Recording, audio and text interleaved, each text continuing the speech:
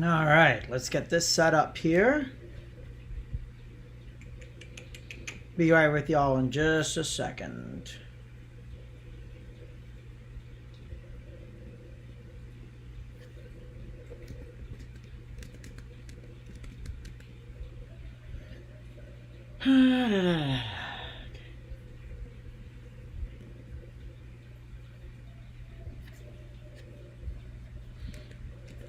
I'll be right there in just a minute. Gotta move this stuff around.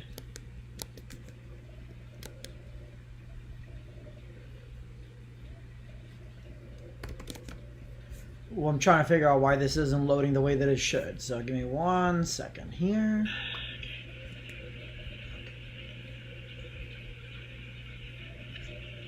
There we go.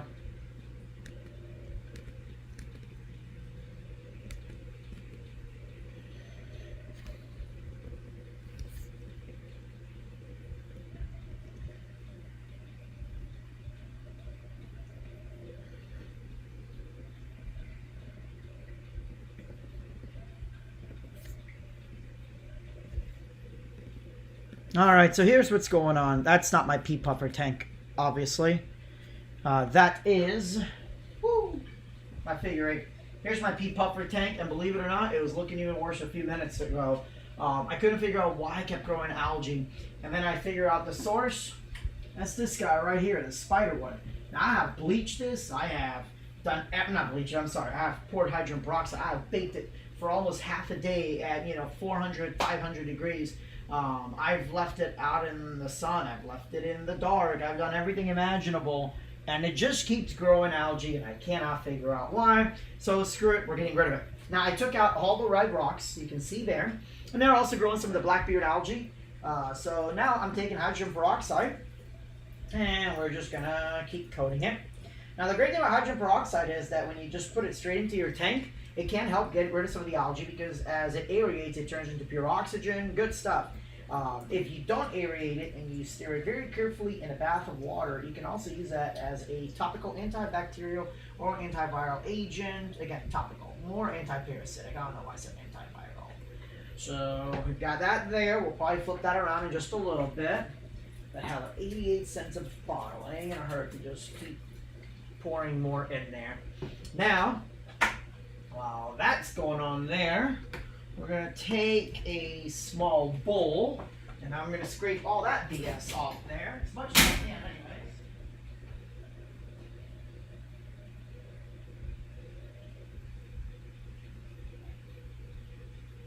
Now the thing with blackbeard algae is that until you get rid of all of it, oh, I just realized how bad the video quality is. I'm sorry, give me just 1 second. There we go. Alright. So anyways, until you get rid of all the blackbeard algae, it's going to keep growing back. But I want to trim down as much of it as possible. I'm going to put a whole bunch of plants in there, and hopefully that'll get rid of whatever is feeding it. So first thing is to, just going to grab a little bit of water here, just to rinse that off. That is disgusting.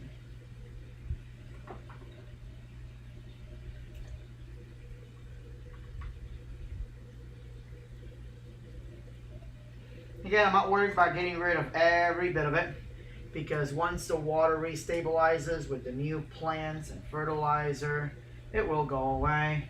Look at that. That stuff is literally just floating free now. Whatever. I'll get that in a second.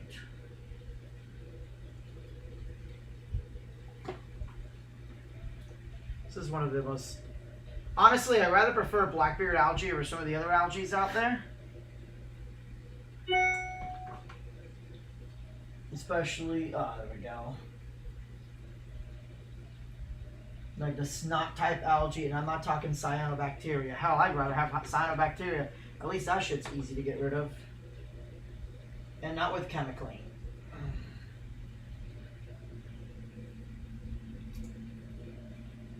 There we go. Yum, yum. Once we clean that, and it's just time to put on the new plants.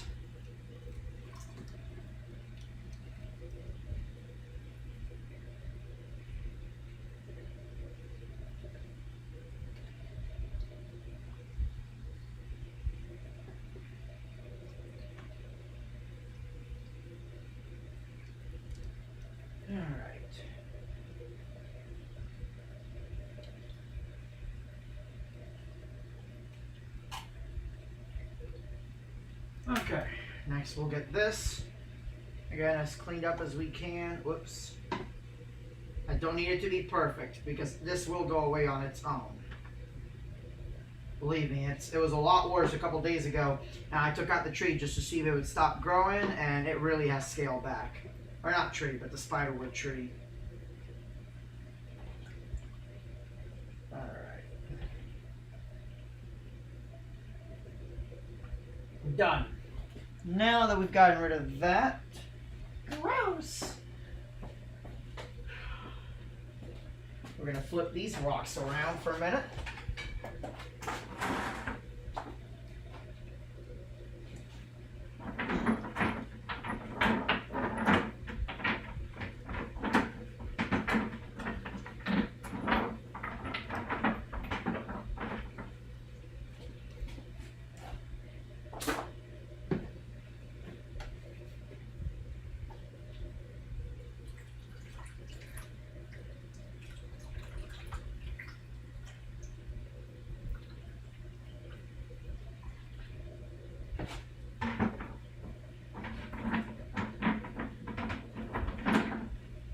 Okay, we'll let that sit for a minute. Grody.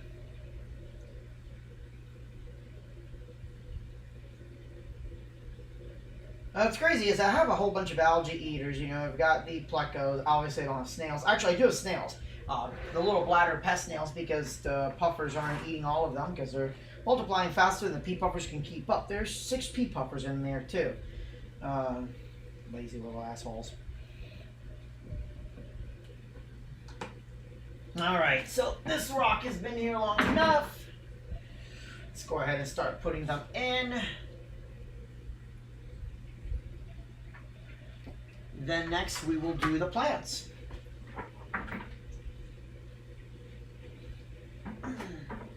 Actually, let me go ahead and grab the plants that I brought. We're going to start with the Amazon sword.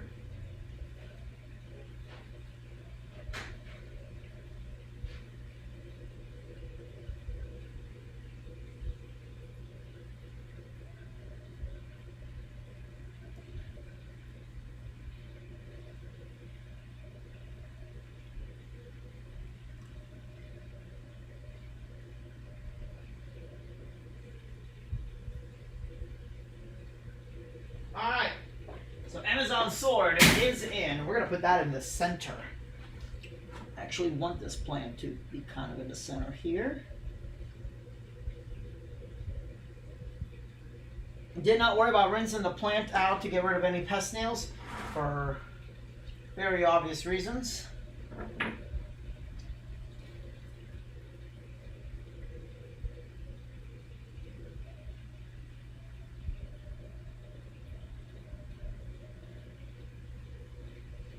Move this a little bit closer here.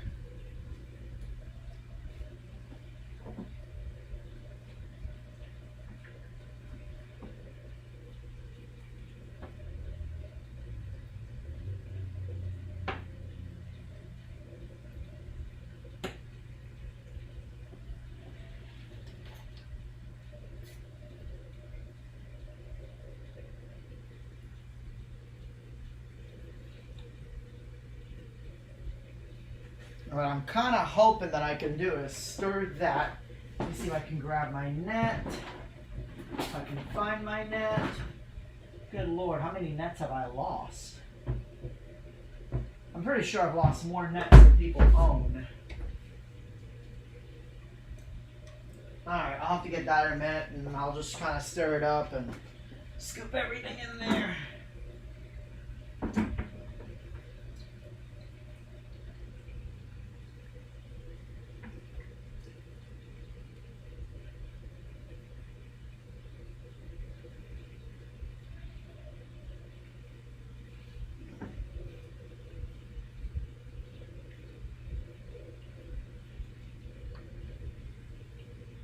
Just kind of want to make it into like a little nice stagnant set of rocks. A Stonehenge, if you will. Now what you'll see is that this hair algae, or blackbeard algae, it will literally start coming off. It's basically going to die off, and that's fine. I'll just, it'll come up to the top, and I will net it up as it floats up to the top like it is right now.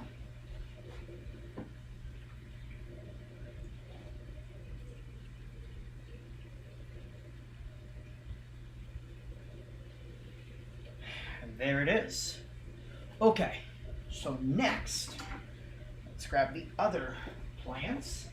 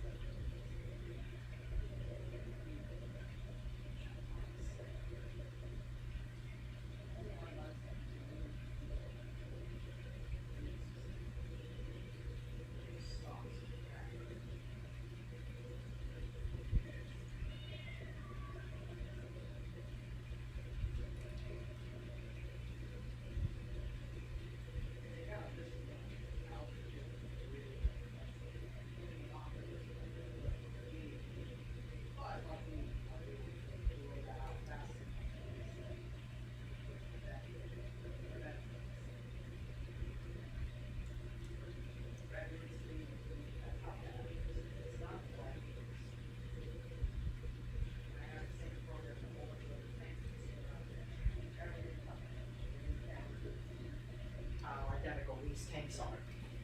So the only difference is the livestock. Now you would say, puffers are fairly messy creatures, but not compared to some of these other tanks either. There we go. And she said these things are covered in snail eggs, and the girl from Pet Supermarket, she was trying to clean them out. I'm like, no, please don't do that. I want these snail eggs.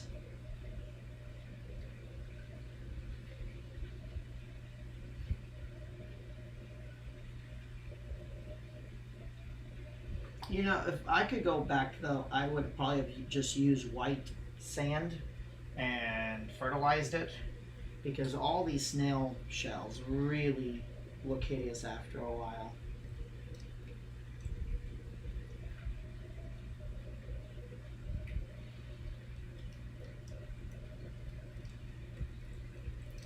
All right. And there it is. We'll see if I like that design compared to some of my other ones. This one's a lot simpler than my other aquascapes, and I'll show you a couple of other aquascapes so you can see what I'm talking about. But, I have this one here. This is all natural. I just let it grow out of control, which is what I'm hoping happens to this. This one was a lot more carefully scaped, in case you can't tell. This is one that the algae overtook it from it, or actually cyanobacteria overtook it, but it's back to normal.